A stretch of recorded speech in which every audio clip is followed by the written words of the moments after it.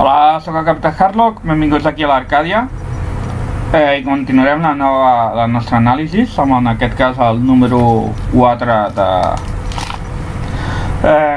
Excalibur, que no sabia el nom.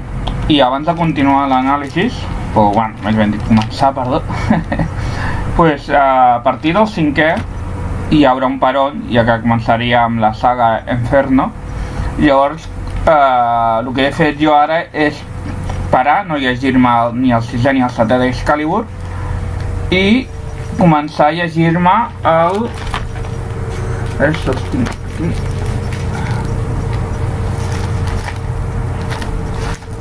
Aquí està.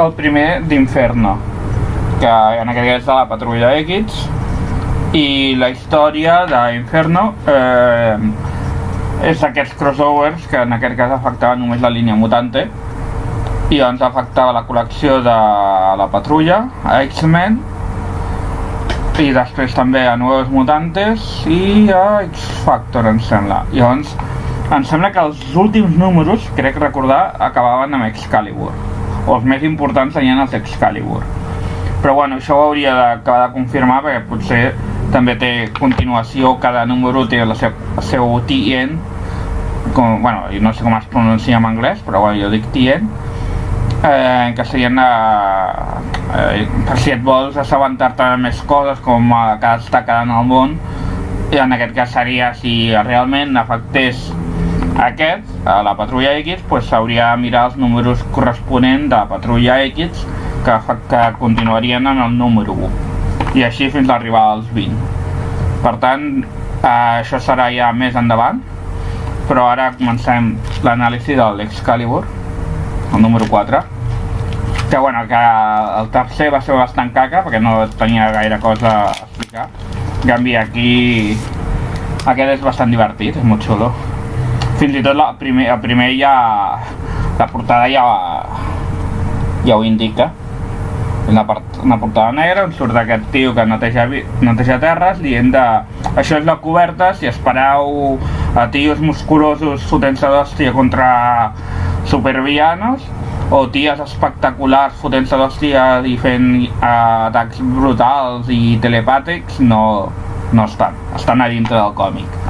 És una petita broma, ja ho vaig explicar en el número 1, anàlisi del primer Excalibur, que sobretot tenia molt de sentit de l'humor aquesta col·lecció, perquè volia ser una contrapartida a la Liga de Justícia Internacional de DC.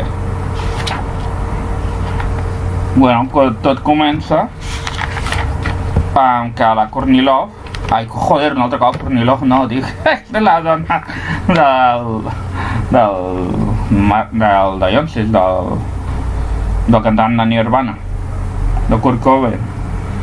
Però res, tot comença amb la Courtney, l'amiga de la infància de Capitán Britània, que està al seu despatx. Ella és la dueña d'un dels bancs més importants d'Anglaterra, quan de cop i volta és assaltada per la banda loca d'Arcade. Després d'una lluita que aconsegueixen raptar-la i llavors automàticament surt ens en anem una altra part, deixem aquests que han raptat a la Courtney i ens en anem directament a unes pàgines molt divertides en què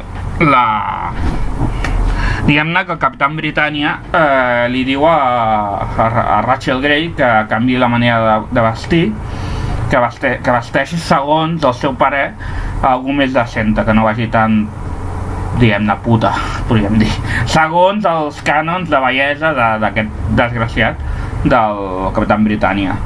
Llavors a ella no li mola perquè a ella li agrada més vestir d'una forma més extremada, perquè és la seva actitud, també és la seva personalitat.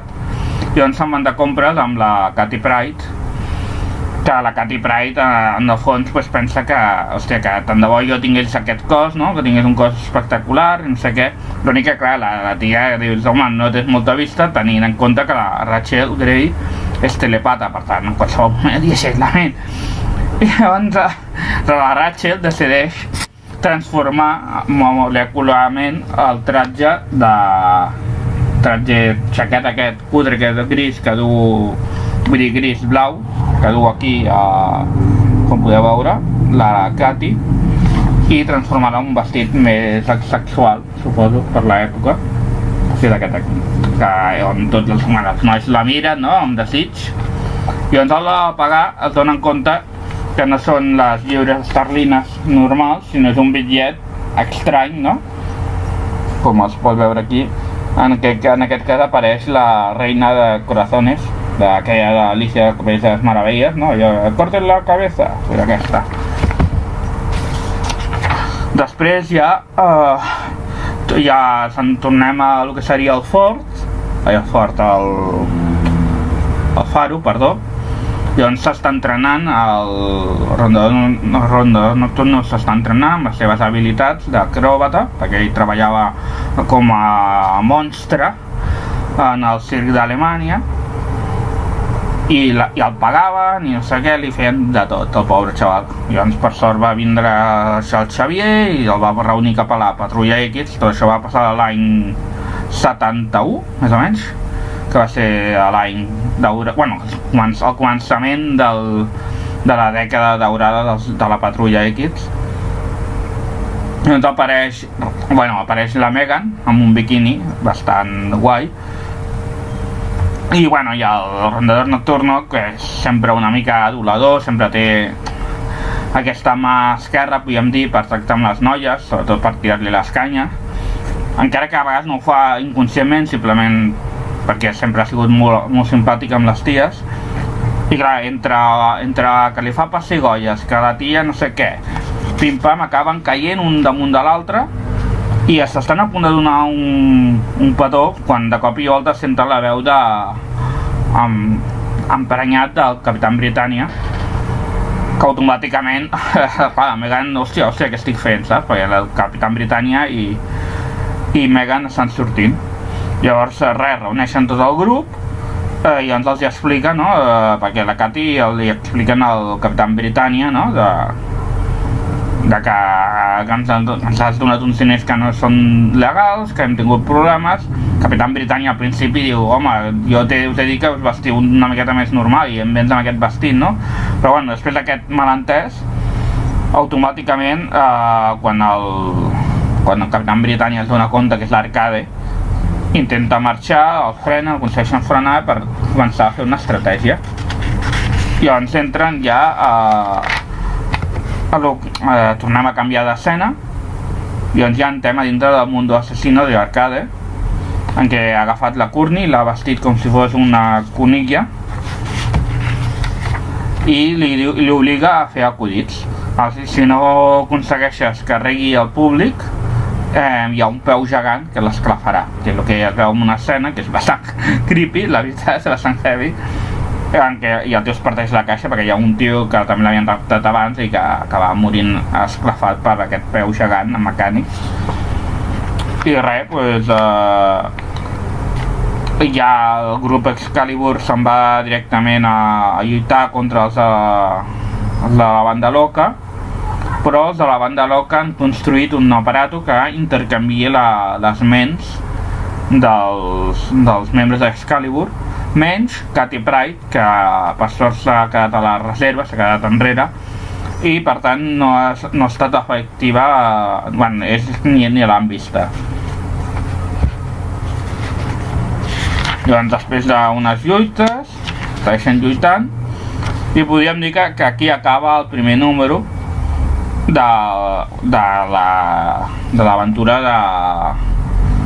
d'Arcade, de la saga Arcade, no? De la història d'Arcade. Aquí veiem a Katy Pryde, que és l'única que s'ha pogut salvar, ni siquiera la Rachel. Però ja està, aquest seria el número anàlisis del 4, que és la contraportada. No ho he dit, però està escrit també encara per Chris Claremont i dibuixat per Alan Davis. I l'entintat és per... no ho posa, a veure aquí... això, sí, el mateix, Paul Nagari. Així que ja està, en aquest cas és el número 4. Ara farem un peron i començaré el número 5. Vinga, que vagi bé. Adéu.